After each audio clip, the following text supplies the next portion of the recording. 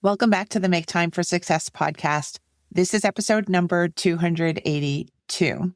If you're currently feeling a bit of overwhelm or a lot of overwhelm, I want to let you know that I think that is good news. I think that's good news because overwhelm is a temporary state, and it is a state that I hope to help you understand much better inside today's episode. I give you 5 different mistakes that we all can make that can thrust us into a state of overwhelm. But I also, of course, provide different options for getting yourself out of that temporary state. And of course, we want to be free from overwhelm. So let's go listen to this episode together now.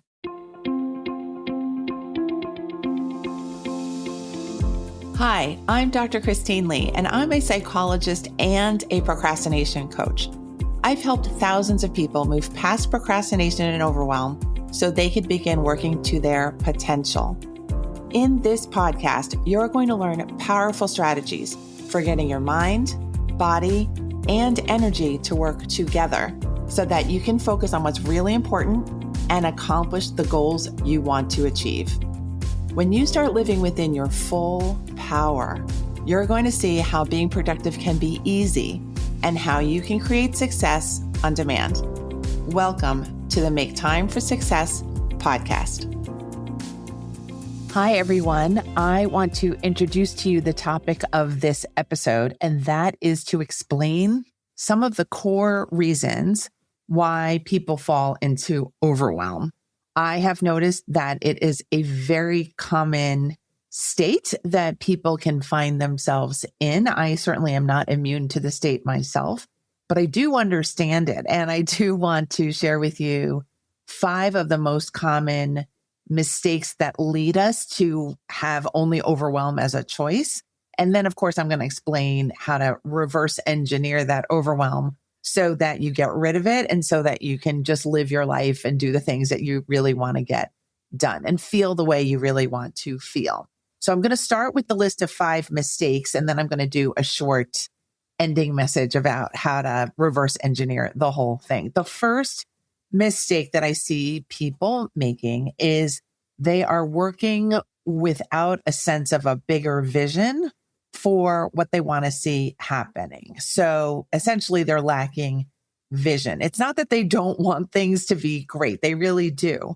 But in some ways, when you're lacking the big vision picture, every day can feel the same. Every single thing on your to-do list can feel of equal importance or of equal unimportance, if that's a word, which it probably isn't. And we can easily fall into a feeling that there's only stress because it's just one to-do list item after another, this never-ending cycle. We're just workhorses. We're just laborers. We're just the doers. And we're not really enjoying the fact that we're on a larger path towards a larger vision. And I think that is why the overwhelm kind of creeps in, because we're not taking time to really celebrate. We're not taking time to see where we are on our journey. And we keep thinking that we're on the ground floor, level 0 all the time, that every morning feels like a big weight instead of, oh, I am really halfway towards my goal, or, oh, I'm so proud of myself for getting to the gym 2 out of the 5 days that I've had.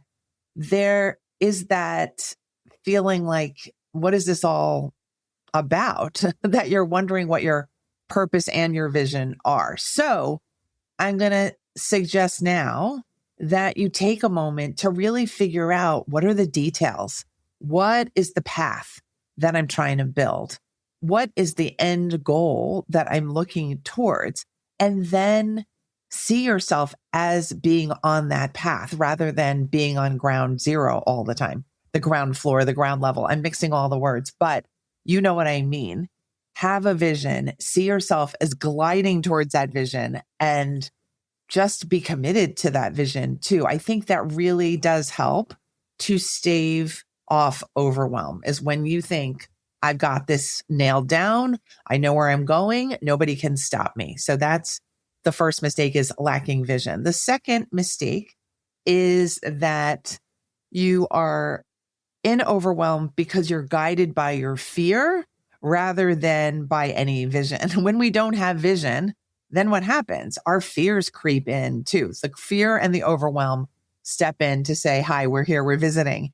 And these are unwanted visitors. We don't want anything distracting us from our pure power, our directedness, our intention, our commitment to getting those goals. And so what do we do if we have fears? We start saying, oh, what if all my preparation fails? What if I forget something right in the middle of my path? What if it starts raining in the middle of my big event? What if I forget my words while I'm on stage?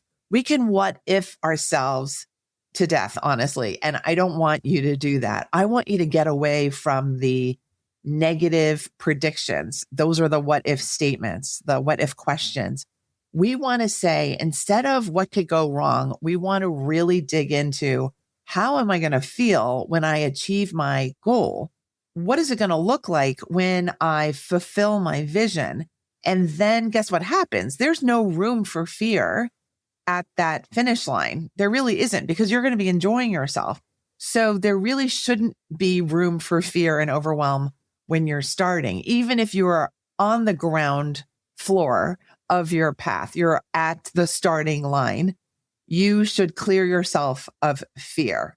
You're allowed to, of course, think any thoughts you want, but don't let yourself get stymied by imaginary monsters, imaginary accidents, imaginary negative outcomes that are really going to terrify you and take your full power away. So don't make the mistake of being guided by your fear. Be guided by your vision instead. The third mistake that I see people making is that they are working with no joy involved. So it's like, I hear people talking about the projects that they need to do. Oftentimes it's clearing clutter, because I am offering people help with clearing clutter. So I hear a lot about clutter. And let me tell you, people are not excited about dealing with the clutter, the layers of generational stress and those ghosts of the past and those tea sets and the china that you don't know what to do with. It really generates a lot of negative feelings, a lot of hopelessness, a lot of feelings like I don't have space and time for myself, even in my own home or my larger property. I'm crowded out by stuff that does not bring me joy. That is why Marie Kondo made such a splash with her book about decluttering and sparking joy, to show you which items you want to keep and which ones you want to discard. Her big point, which went global, was that we should only keep and tolerate items and mementos that bring us joy.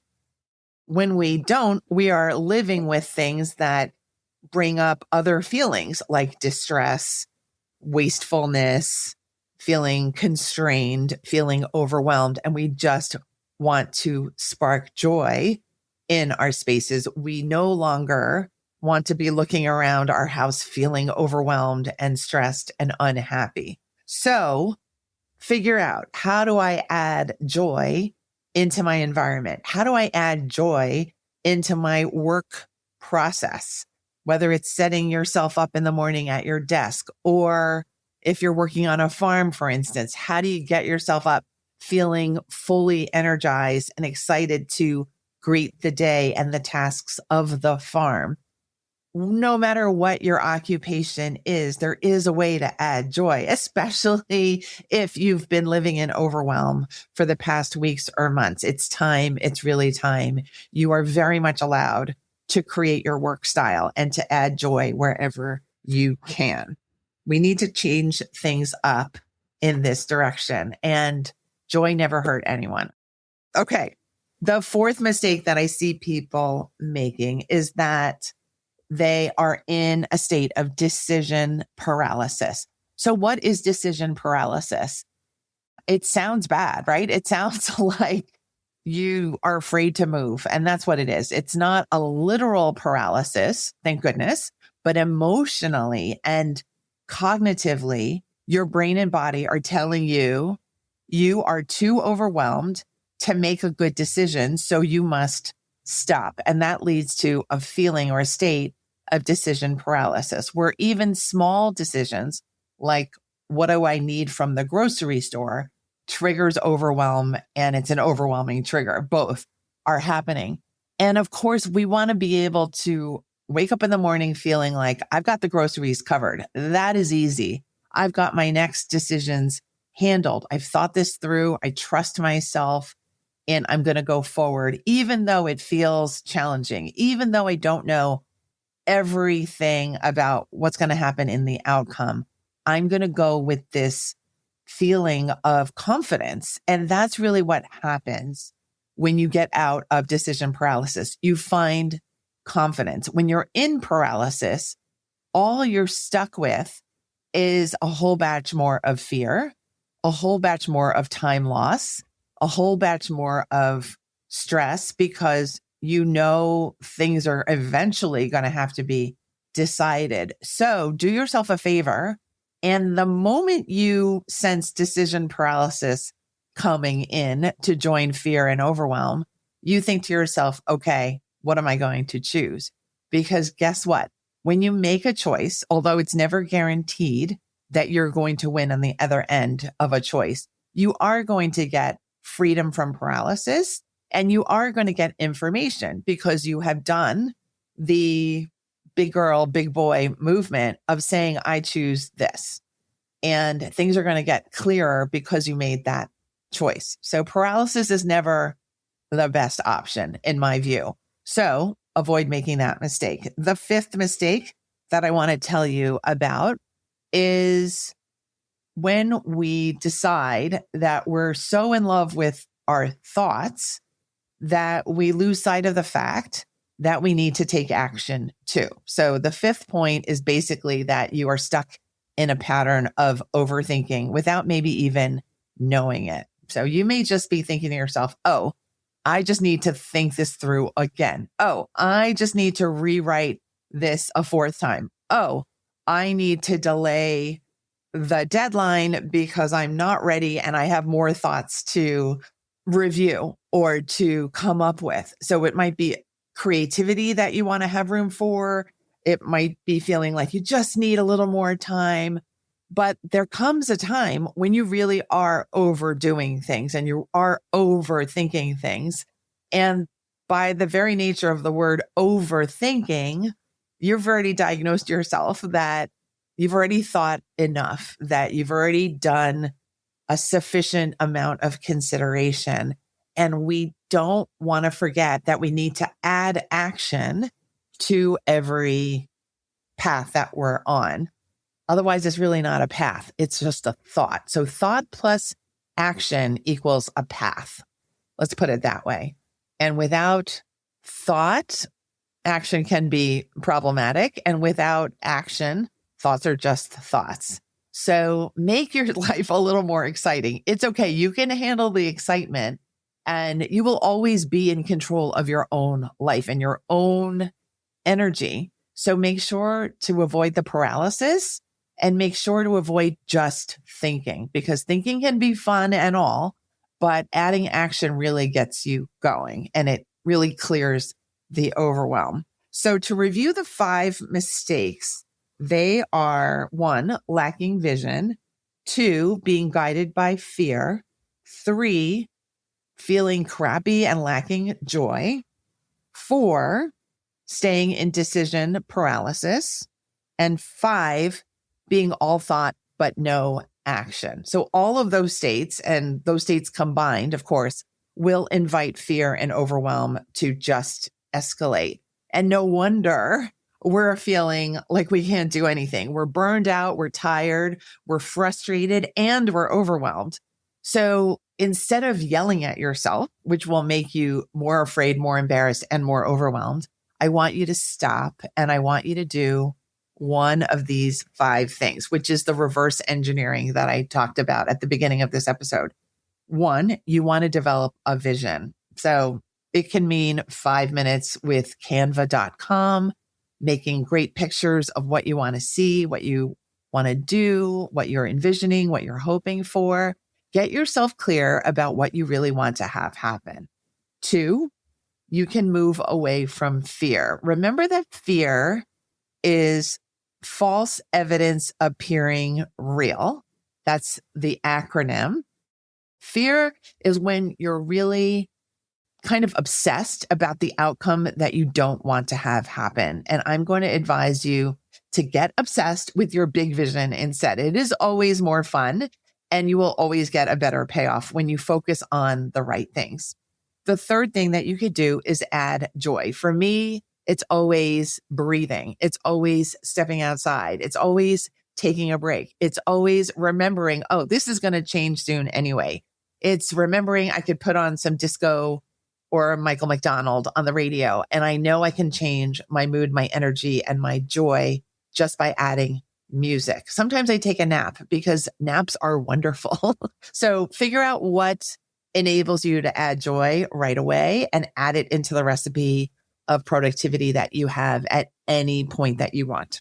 The fourth thing that you can do is start making choices. You can handle it. It's not that scary. It's a little scary, but you can handle a little scary because at the other end, on the other side of facing your fears, is all the information and all the good stuff that really is waiting for you to step in, step up, step out, go out and get into action. And that's the fifth thing that I would have you do. Take some action, get into flow, go to the gym, take that first step, send out that email, ask the person out on the date, decide you're going to go to bed earlier. It's all okay. Make a shift that makes you feel like you're changing the landscape. You're changing the odds. You are getting closer to your vision because you get to do all of those things. Nobody is holding you back.